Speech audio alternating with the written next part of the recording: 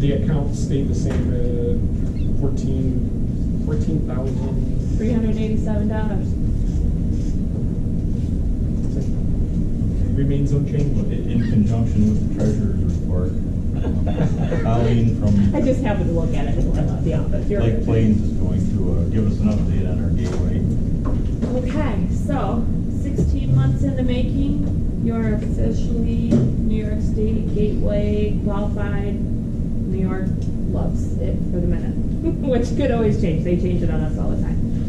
So, Wade signed all the contracts. They're up there. The budget is done. It's up there. They asked a few questions. I answered them. I managed to, I haven't ordered it yet because I need a signed contract, but we've secured a laptop so that it can be used and dispersed and brought here. We've got mileage for meetings. We've got an MOU that Wade will have to sign, that you guys will all have to vote to have with Lake Plains.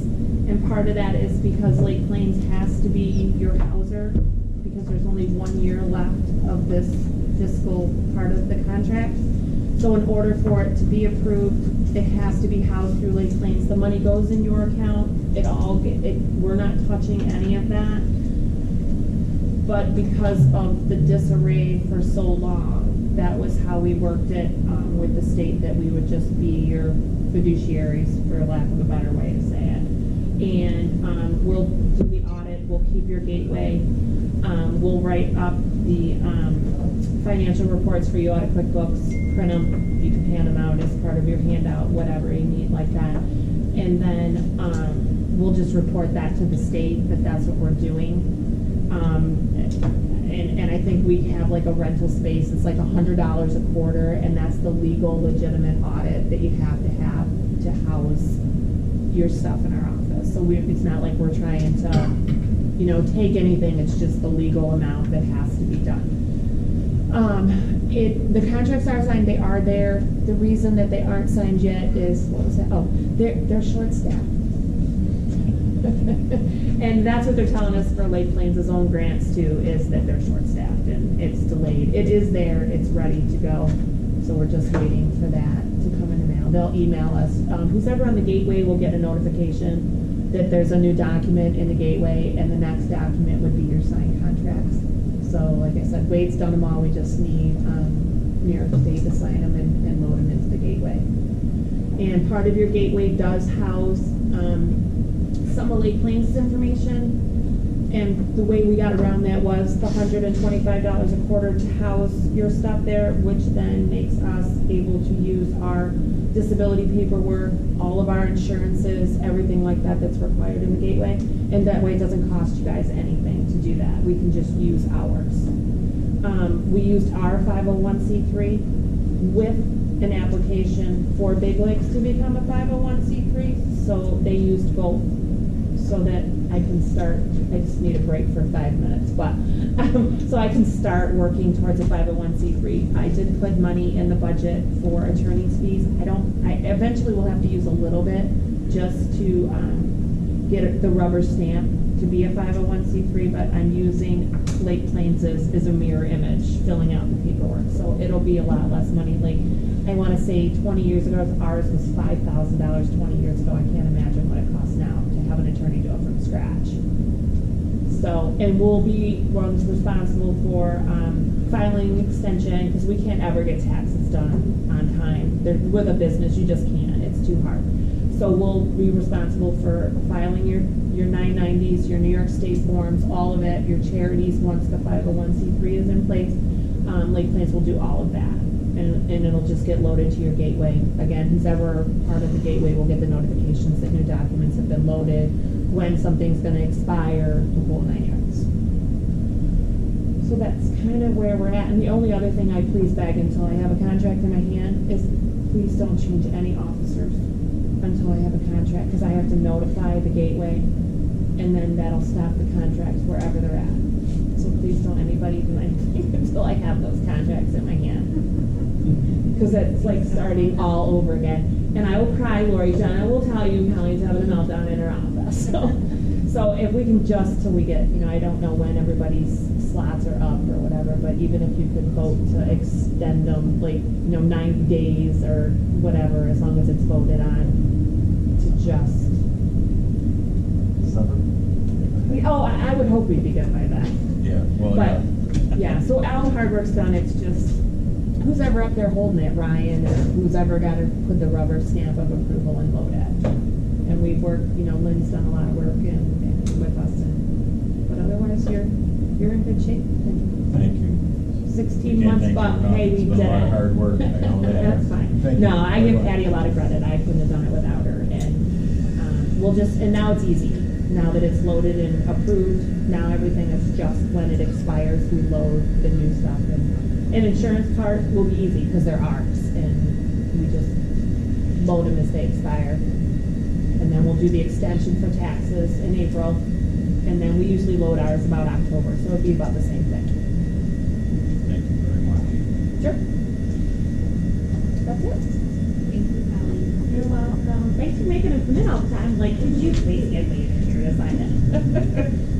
So, unless you need anything else, that's where we're at. Fantastic. Very good news. You're not going, are you staying for the meeting, or are you with? Not unless you need me to. Wow, I'll talk to you. Oh, Till I get to my points. I can wait. I can wait if you want me to. You're fine. We'll move on to Robert. I have to drive to Churchville, so I want to avoid the deer in the dark. Good evening, everyone. I have all the classes listed there. Over the summer, we didn't do a lot with classes, but we did run a couple of mental health first aid classes. There's one coming up this Sunday at Rapids. Apparently, there's still some room. If you're interested in taking that, it's at the Rapids Fire Department. It'd be, I think, their main hall, which is on Plank Road. A whole host of EMS courses coming up. N-Trip, East Shelby, Genesee, Cova, City of Batavia. I'm sure NU, I haven't heard, but I would assume NU is running them. So I do have flyers for some of those classes up there if interested. Over the summer, we did get provisionary summer approval for Shawnee Fire to change from Dr. Brown to Dr. Klementowski, and Wilson Fire to change from Dr. Franco to Dr. Seth, which brings me to the point that we are here with a debut of Dr. Seth from E&H. He's the EMS medical director up at the hospital, so if anybody's interested, he's here for today. South Wilson at the last REMAC meeting was seeking endorsement to get their ALSFR, and REMAC did give approval to endorse them. A couple of points I want to point out. Obviously, we've all seen that New York State's put out information on the new protocol rollout for their LMS system, but unfortunately, when they rolled out the communication, they did not roll out the LMS system, so we're still waiting on that to become active. So once I get information on when that rolls out, I will let you know, unless Ed has some information on it tonight. There's some changes coming down with the way they're going to be doing course sponsorships as far as submitting beginning of course and end of course paperwork. So for the course sponsors out there, just keep an eye on the email. You may see some correspondence come down in the future on that.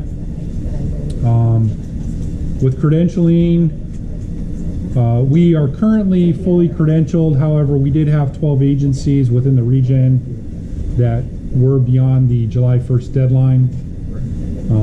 So I think we were about the same last year too, but really need to make it a point to make sure that we're on time, because just recently the program agencies got together and submitted recommendations for the changes to the 2013-1 credentialing policy, and it looks like going forward that recommendation includes, as of July 1st, any agency not submitting their credentialing will be pulled offline. Traditionally, in the past, there's been kind of a month variance there. I think they're going to get rid of that and go to full compliance with it. So, we're looking at hosting both a CIC instructor course and a CLI instructor course sometime December and January. I should be putting out information once I get approval from the state on that. So if anybody's interested or knows of anybody interested in those, please make sure that they sign up. These classes do come around very limited. And I need to make sure that I fill with a certain amount of people or I cannot run it. The state's limited their funding for those classes, so I have to have a very specific amount in order to operate those classes. As we all know, Vital Signs is coming up. It's in Buffalo this year. They have rolled out the registration and information on that. Feel free to visit the Vital Signs webpage for that information. As far as meetings, Niagara County's got theirs tomorrow.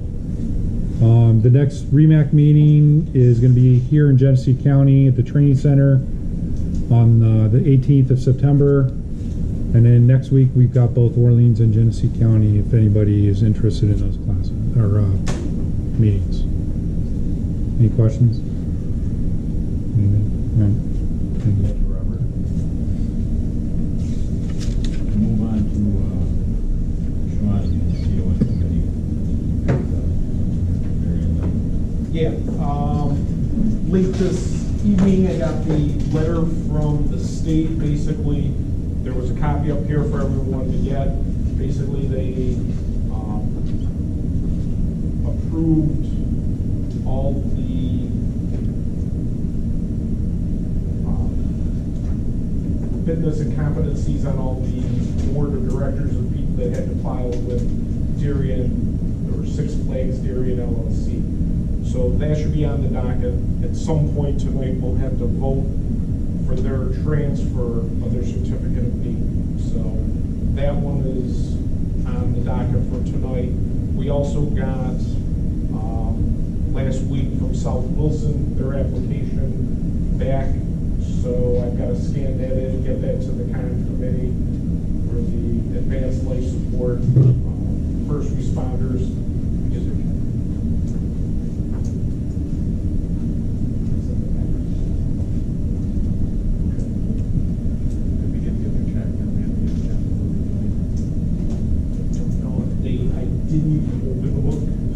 But that'll be one of the things I'll look at there. I don't see it in here, but I can't remember if they had sent it the first time. And I think we just threw it in the bank and said that because they were going to send it back. So, but I believe we do have theirs. Yeah, I'll check that. But those are the only things we have, and then that's it. That's all I got on the comments. I did talk with Colleen. You know, what I was asking her was the thing, because because she's going to be taking over basically writing the checks on that. You still have to have a treasurer, but at the end of the day, she's doing all the bookwork for it.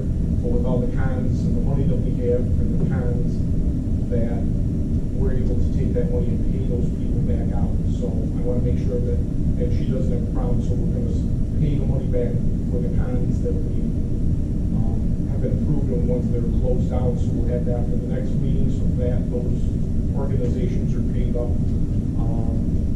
And my other question to her was the money that the state is holding. They have about $6,700 that the state's holding in the unclaimed funds.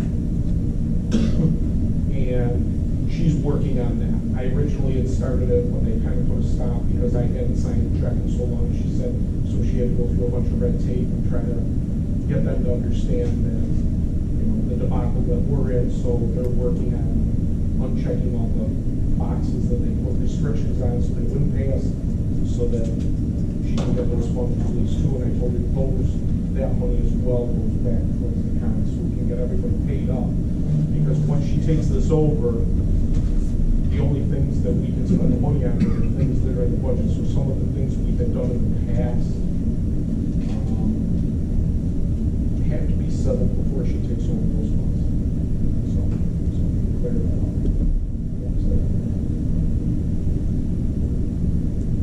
questions? So at this point, we have to do a roll call vote.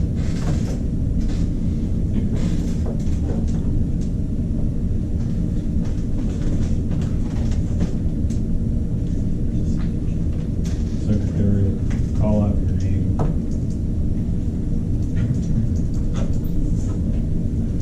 It's either a yes vote, a no vote, or if you feel you need to abstain.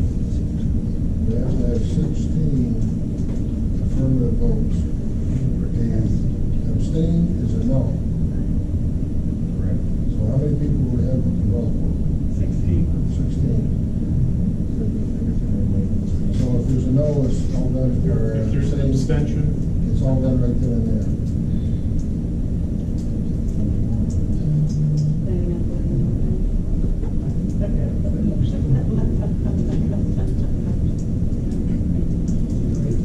I have two people reporting for you.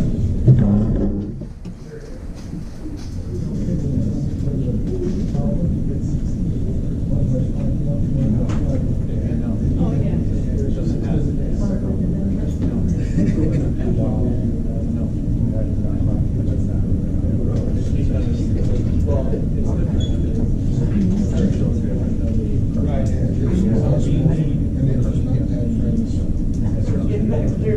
yeah. In a small town USA. I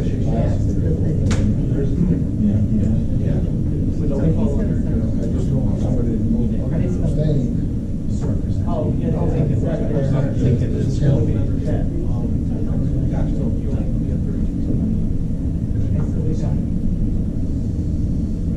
Sean, I'm assuming it's 60. Yes. Recommends this I'll have one. it. Yeah, that's to have, yeah. But if you only have 16 homes, yeah. Get a thing about it. Yeah. Might not play my role a little bit. It's a yes. we'll be given to me before 4 o'clock. Something else Instead of being text, because the problem is Dana is out of mental. The person that does this and sends me the letter. So I think He actually just got back. I just assumed he was from home, so, but I was told he would have it. But they're all Yeah, yeah. Got it. Yeah, he was, got it, yeah. But yeah, he's back, just got some restrictions. What are we voting?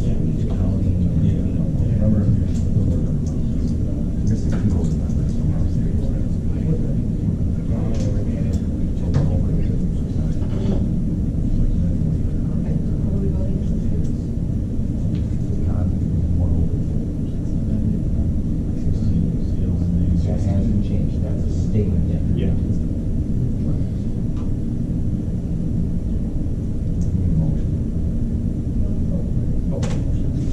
So I'll make a motion to put to a vote the con transfer from Darien Lake LLC Holding to Six Flags Darien LLC. I'll second. Okay, the secretary will do a roll call vote. Terry Bentley? Yes. Steve Cooley? Yes. Lori Cross? Yes. Jerry Bentley? Hold on 1 second, please. We just have to make sure nobody has a comment Oh. before we vote. Conflict? Yeah. If there's any conflict. We got events running behind us, so it's Yeah. tough to hear back here. So, yeah, we were just saying, we have to make sure that there is no conflict of interest. If anyone feels that they have a conflict of interest, they should let us know now and tell us why. Per 0606, I believe, Ed can correct me if I'm wrong, but the only conflict would be if you stand to make direct financial gain. Yeah, from yeah, it. if you got any fiscal responsibilities or. Sure. Yeah, et cetera, yes. Employees don't have a gain for it, so that they wouldn't have a reason not to. Yes.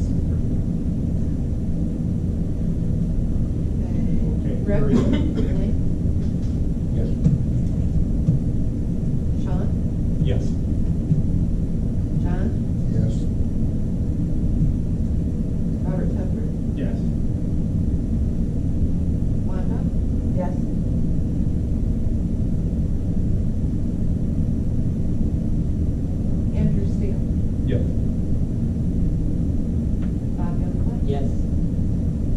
Chris Sircano, Yes. Terry Thompson, Yes.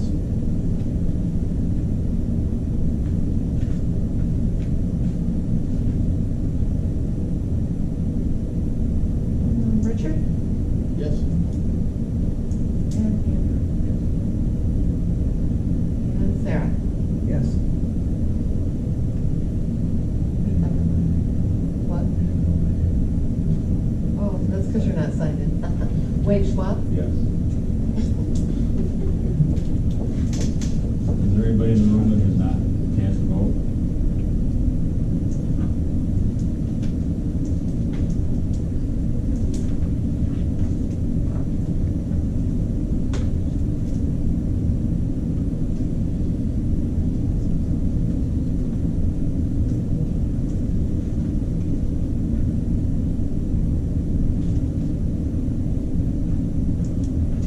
Okay, the motion and the vote is carried. Must be missing one. Did I not call someone?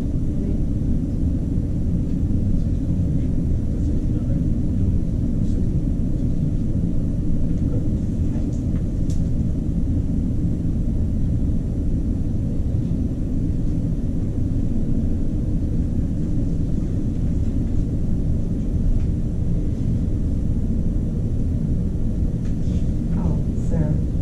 That's fine. I can follow her.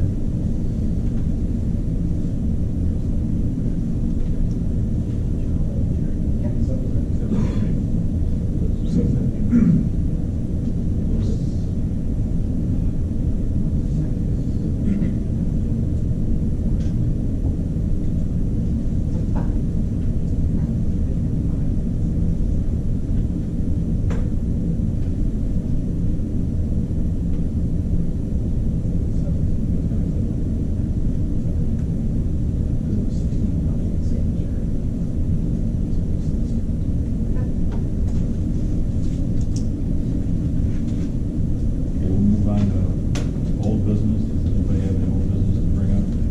We've already done the gateway and update on the COS. Yeah, Wade. You guys tabled Dr. Victor during last meeting because you had no information. Emily's here and can speak to his credentialing for representative from St. Mary's. So he has been with St. Mary's for a little over a year now. He is an ER physician who's looking to get more involved in EMS. St. Mary's is really trying to get more involved in EMS and better relationships. So one of the ways we're trying to do that is to make sure that the doctor is working with the REMAC. We actually have a hospital in the system that doesn't have a physician on the REMAC. Certified emergency physician. He is not, but most of the ER docs who are on the REMAC aren't. Unless they went through UBMD for their schooling, they're not emergency orders. To refresh everybody's memory, what's the specific position you're requesting? No, the only request. He's wanting to represent St. Mary's on the Medical REMAC. director, they had to have gone through the base. They do not have to be board certified. To be the director of the ER, yeah, but to be medical director.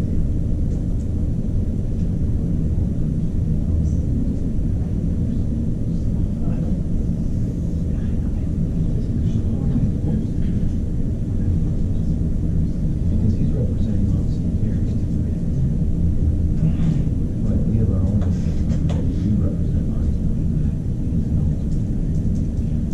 It's just for information. So, there's no vote by just body.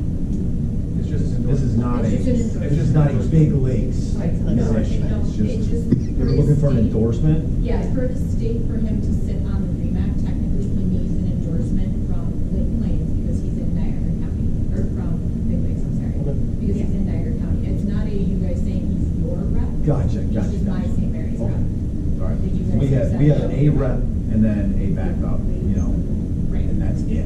Yeah. The rest of the positions they Literally, incorporate. it's just the rep Yep. for St. Mary's. Okay. But you guys have to give. I just want to make sure everybody else is on the same page, because like, this doesn't really need a vote, but And we he should vote upon Endorsement. endorsing. Because that's what we did at the last meeting, was some things here, I missed it, but minutes, so. I would just say this, I don't wanna, skew your vote or anything. I worked with him at Watkins Glen, over the last, couple of weeks, and he was phenomenal, so it was a good job, not giving us work there. He was a good team player or something, and I don't know anything else about him. Different job. Yeah. Different job. Not me, different job. Wait a second. But I appreciate it. Listen, look at my friend, they're very good. Vote on, he's your guy, right? Yeah, that's embarrassing, but excuse me, I thought, apparently you should, you do your best. Yeah. Thank you, Dr. Block, very good job. That way I should have listened to you a little closer. I'm used to it. It might not. All these doctors we got putting around, you're asking us for. There's so many new ones. It's so exciting. I do not know Dr. Victor, so I cannot talk. Oh, my picture. So all in favor of endorsing the doc? Sorry, That's right. Any opposed? Okay, now part two of that is a casual introduction, Scott Fenn and Emily Rawls. We're gonna actually be officially on the agenda for our next meeting. So, those of you who don't know me, my name is Scott Dunn. I'm a medical nurse in the ambulance now, but I also work for a company called Pulsera. Pulsera is a electronic pre-hospital notification process. It's a phone application.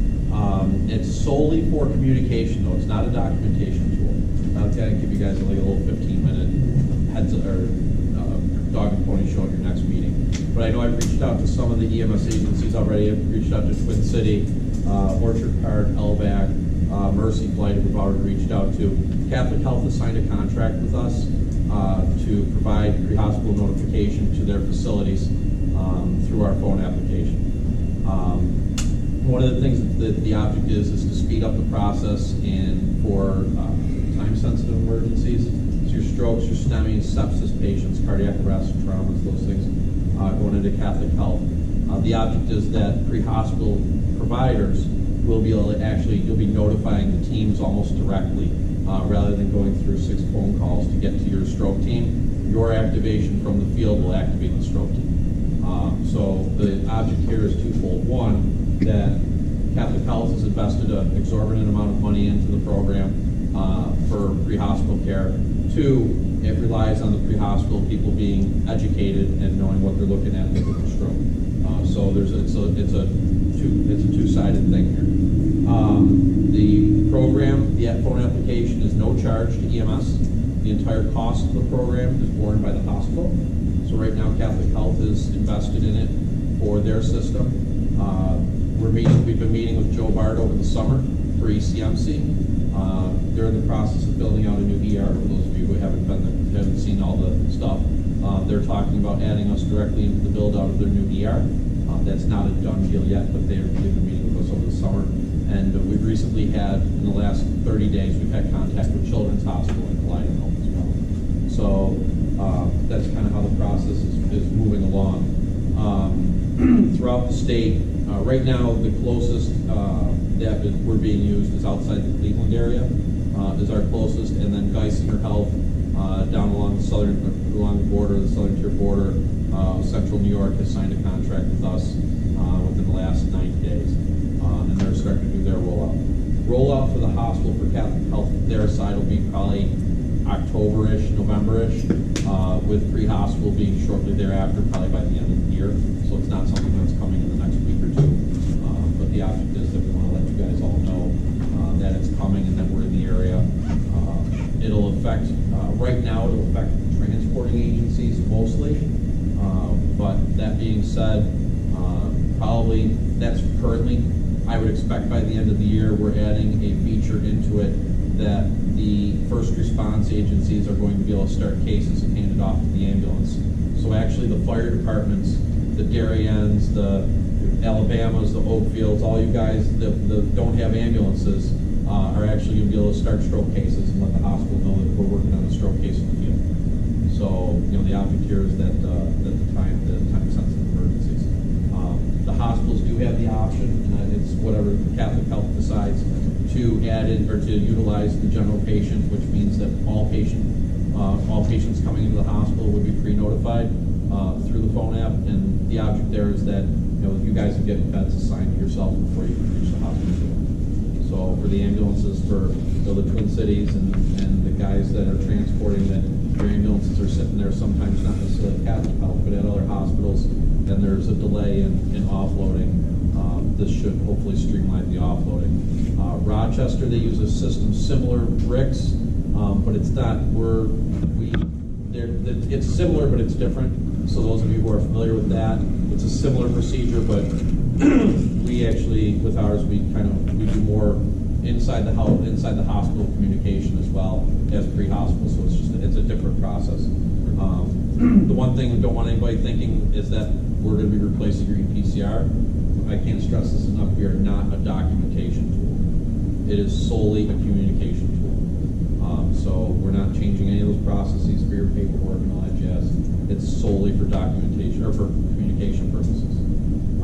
What some of your chiefs or EMS captains will probably be seeing over the next 4 weeks, you'll be seeing emails coming from me with a hyperlink, and the hyperlink is to our website, and it's just information, name of the chief, email, and a couple data points, and that's just so that we can send out user agreements to the transporting agencies.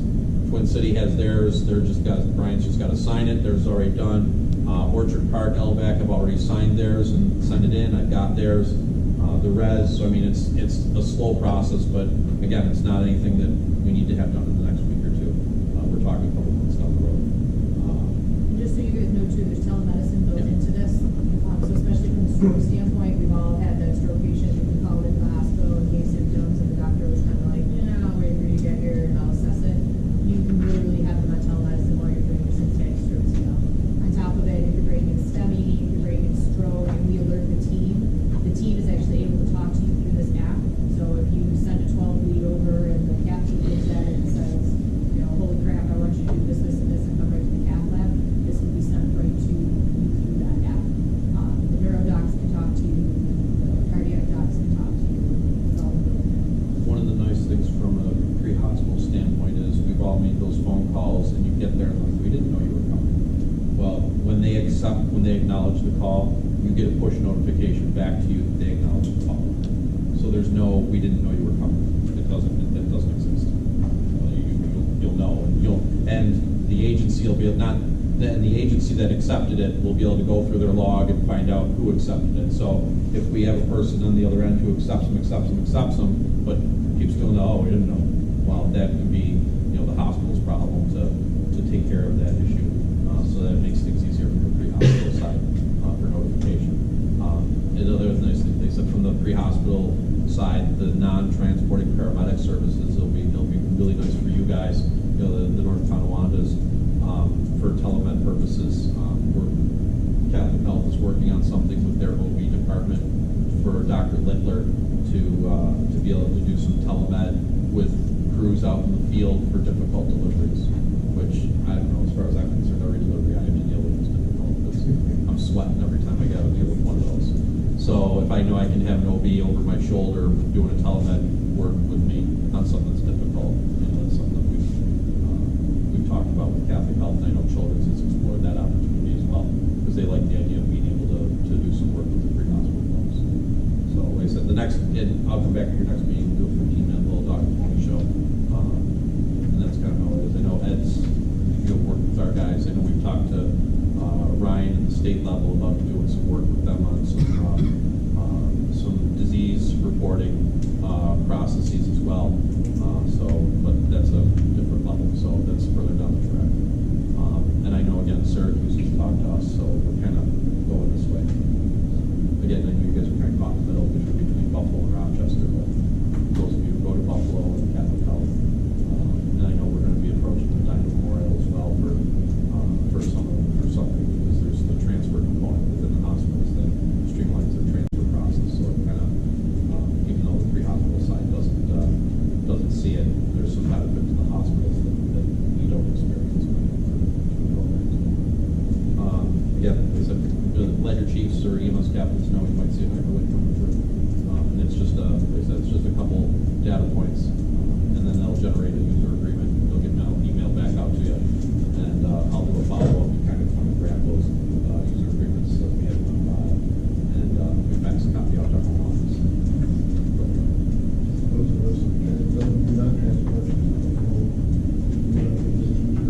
you'll get them as well, because the thing is that if you're coming, you know, you get Mercy Flight, and for some reason they can't get into Strong or whatever, and they have to go Buffalo direction, then you'll be able to start those cases for Buffalo hospitals as well. And obviously, our long-term goal would be that we would have hospitals in Rochester using this as well. So, We don't call it strong. you know, We don't call it strong. right. Well, the object here is that we get you guys more involved. The object is that we want to speed up the process. So rather than Twin City, sorry, I'm going back to days I worked there for 17 years. But rather than Mercy, like you guys can let Strong know that there's a stroke coming before the Mercy ambulance even gets there. So if you're on scene and you know that there's a stroke there, if we get Strong or RGH involved, that direction, that would be fine. If you guys decide to fly a stroke or something and it doesn't go the Rochester direction, but the Buffalo direction, then the ability is there for you to do it. We don't want to limit anybody's ability, because honestly, it's not fair for your neighboring fire company to have something that you guys don't have when it's remiss on our part to not have that technology at least available to everybody. Whether you use it or not, that's really up to you guys. Our job is to make it available to you. And again, the ECMC would be involved as well, then start to look at some of those things. Just I'll have more information for you in your next meeting. Thanks, Scott. Yep, thanks. We'll move on to anything new or updates from DOH.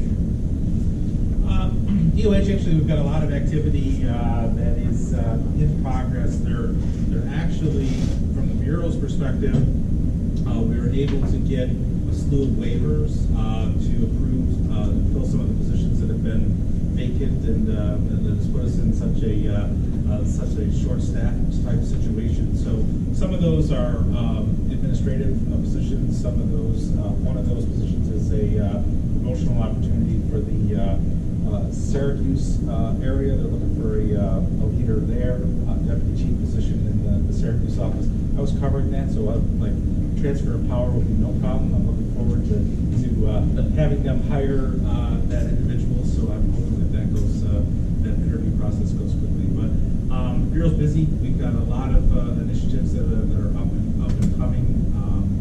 Some of them, and Rob, did you mention in your report, you sort of talked, did you mention CB? No? Okay. Some of the, some of the things that are in progress are, we are replacing our computer system, which tracks all of our EMS agencies. We use EMS Prod it's an antiquated system, so we are really moving forward, and I say moving forward from the state's perspective, so please allow timelines to vary, okay? But we're moving towards putting our Part 18 applications onto online format for application processing. Hopefully, we're going to get futuristically, they're in the process of programming to bring forward online submissions of the ambulance agency renewal packets and all that kind of stuff. Instead of manually mailing that stuff, we'll be able to accept those, similar to what we've done with the online EMS verification and that kind of stuff. So there's a lot of things that are moving forward. One of the other initiatives, which I will not give you a timeline on, but I know that they are in progress for, I don't think it's going to be as delayed as the CME hour change, okay, which was a while ago. But they're looking at augmenting the testing process to go to a computer-based testing model, where you could go to a Pearson lab and take your test, basically, I don't want to say 24 hours a day, but evenings, days, and what have you, and get real-time results. We did away with the instant results, and you could go out and practice based on your agency, or at least start your training process. They're moving back towards, once we go to this particular model, is to say, once you get that certification, it will be allowing you to practice. Now, there's a process that has to basically go through to make this happen, but they are in the stages and they've committed to it. They've announced it at all the program agency meetings, so I don't have a timeline on it, but it was one of the high priorities that the Bureau was working on. So there'll be more details to follow on that.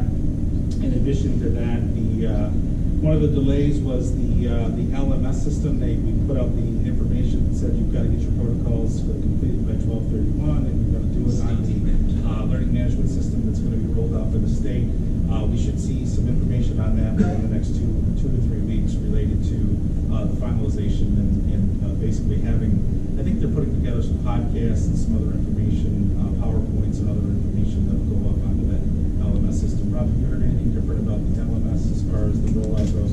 Not when there's a date, no. I mean, I know that the PowerPoint is done, that they're gonna roll out, because I've seen the PowerPoint, but And I will say this, the REMAC, could have additional requirements based on, whatever they decide from the REMAC's perspective, but the state will give you, here are the changes. They're not necessarily giving you, it's not gonna count as training, and the education piece is basically the overview of this is the protocol, this is the education module that you have to go through, and they will have that. But the region may have additional requirements for you to be cleared on the new protocols, but the timeline still will remain 12/31. They did push that back, and unfortunately that was a bit delayed, as typically things do through our bureaucratic process. But so there's some good momentum there. I guess I would say they'll probably be announcing the position. Basically, they're creating a operations position, lead position that will be out of Albany, and that position will travel across the state about 40% of the time. It's a grade 25 position that will supervise the regional managers, and so we're starting to augment, a lot of the positions once the approval process gets completed with the budgetary process. But so I hope that there's some good momentum, and as you know, we're still short-staffed in the Buffalo office. I keep preaching to them that we need additional field reps with. There's a high-intensity focus related to party team inspections, on-site ambulance inspections, and compliance-related matters. So, but we have to balance that off with the resources that we have on hand. So, if anybody's got any questions, I'm glad to answer them. That's pretty much some nutshell information. Speaking of Part 18, I heard you mention Glenn, that you're overdue for a concert. Yes, I know. I'm thinking You may see us. Slipknot would be a good one for It's you. rapid. I can't believe how fast this year is now. Yeah. Of course, I'm telling them, I'm introducing the doctor that's not the doctor, so you never know. He's not a doctor? No, he's not. He just said he wasn't a He did doctor. not say the holiday last night. I know he's in a position. He's a great physician. I got you, Doc. Ada, we know you're from Lockport. Yeah, we know. I'm sorry about that. But, yeah, wow. Anyhow, it's a different way. But yes, wait, thank you. No questions for Ed? Anybody have any new business? yeah. So Dr. Joshua Lynch has submitted for endorsement for rep for DeGraff. I gave you the letter. It's over there on your pile.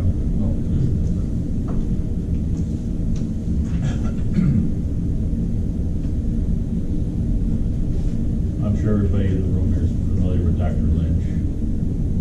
What's he doing at the borough? What's he doing at the borough? I haven't seen him in a while. Well, actually, he's been to a couple of concerts.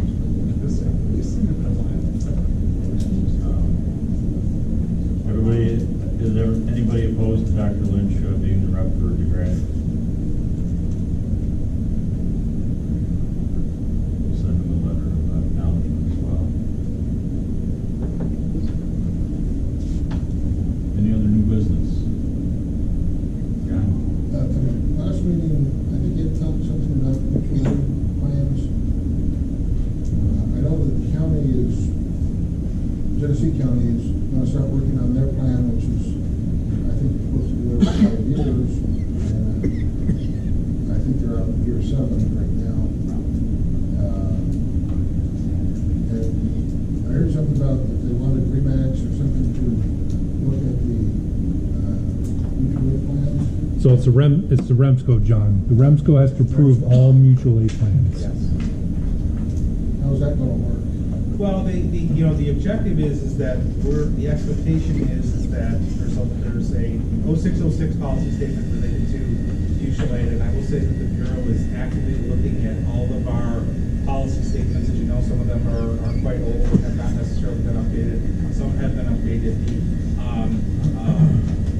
1206 which is the EMS mutual aid policy, still remains in effect. We are looking at revising that, and potentially condensing it, updating it, making it more of a streamlined process. However, the expectation is that your EMS agencies work with the EMS coordinator, county EMS coordinator, submit your agreements to them, and then they would submit it up to the regional council for approval. And the expectation And is. I don't see where they have, it's a fire plan, it's not a.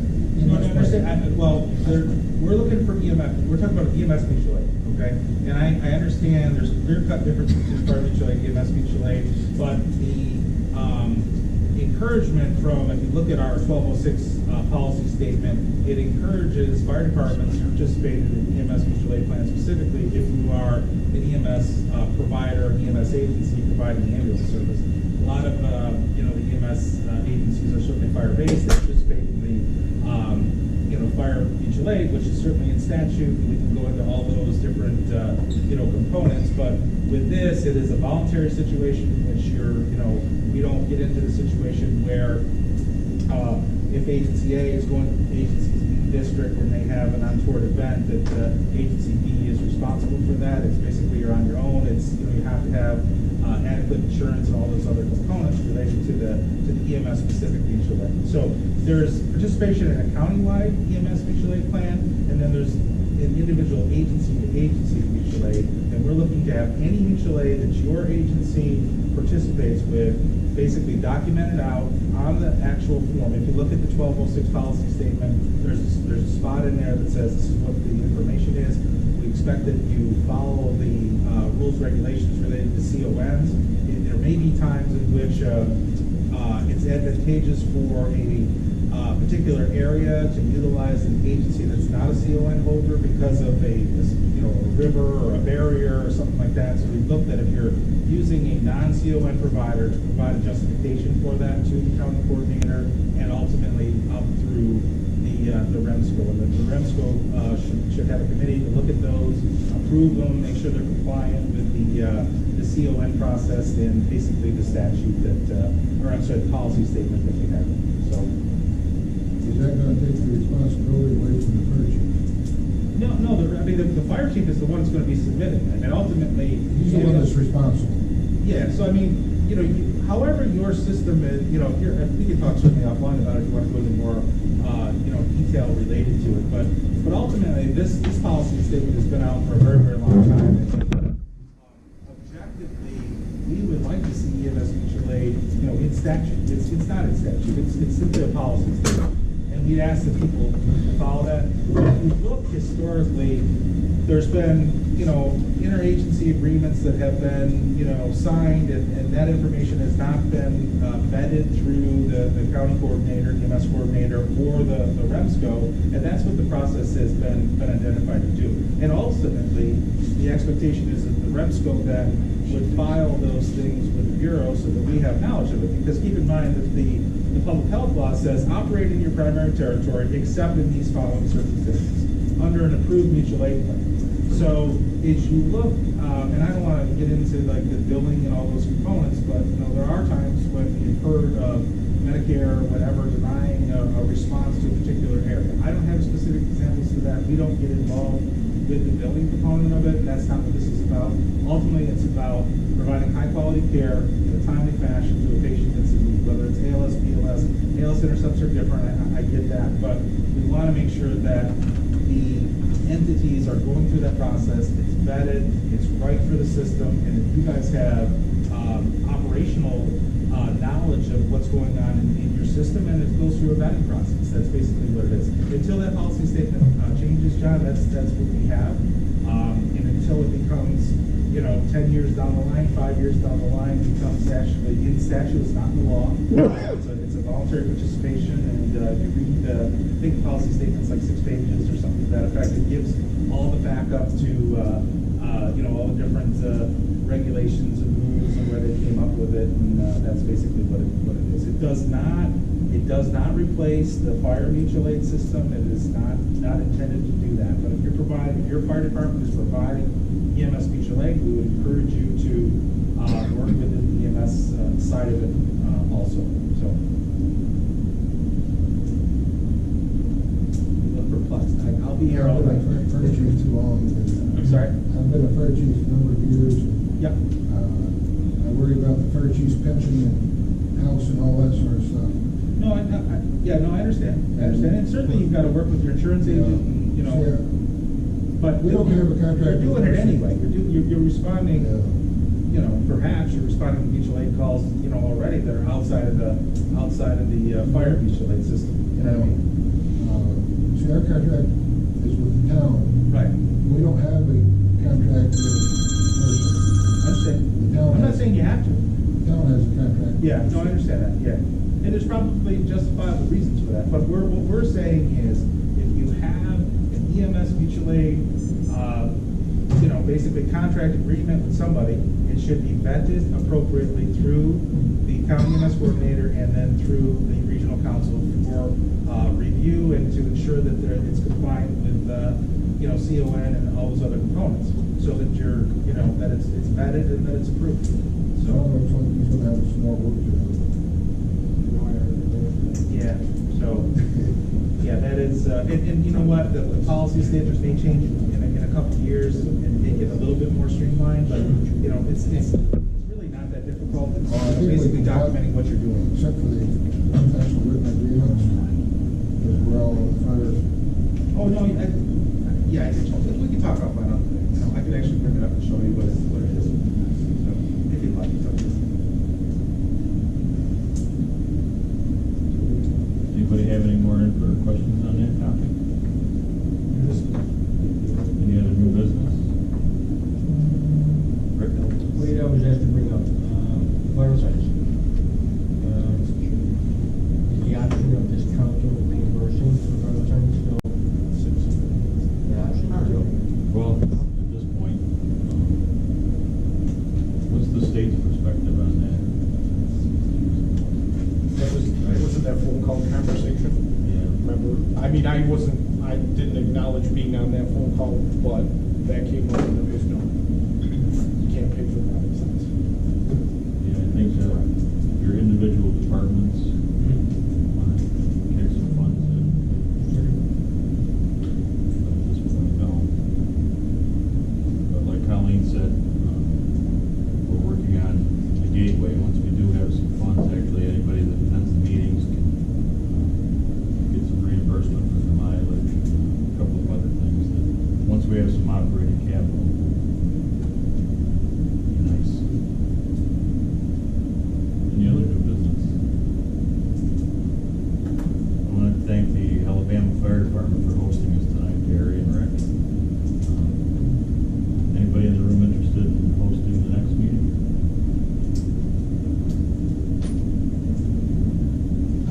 Sure, we could ask Dyer County. Sure, we could ask, we have Dyer County Council meeting tomorrow. Okay. Ask them if they can. Yeah, if somebody's interested out that way, I'll be at the post issue meeting, I'll ask get it out there. If they don't, we'll host them. I was trying to think of somebody too that's got a brand new fire hall. I mean, if you look at, because I mean. Yeah, right? Open it up, brand new fire hall. I mean, there's also, I mean, Shelby, if we're trying to stay close to Medina at some point, you know, it's just hard for one of those things to have